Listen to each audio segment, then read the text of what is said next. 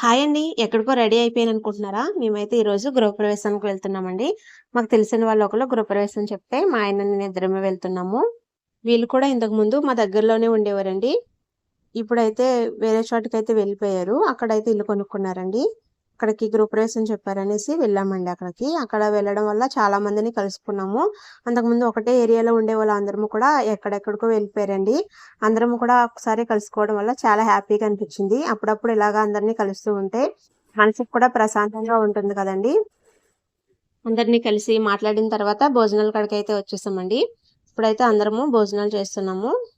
భోంచేస్తూ కూడా పాత విషయాలు అన్నీ కూడా మాట్లాడుకుంటూ ఉన్నాము గానీ, పిల్లలు కూడా ఎక్కడెక్కడికో వెళ్ళిపోయిన వల్లనే ఎవరి చదువులు కూడా వాళ్ళ చదువులు చదువుతూ ఉంటున్నారండి. అందరిని కూడా కలుసుకున్నాము. పిల్లలతోటే వచ్చారండి అందరూ కూడాని.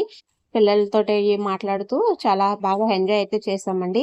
చాలా రోజుల తర్వాత ఇలా కలిసాం కదా! చాలా హ్యాపీగా అనిపించింది. నచ్చితే లైక్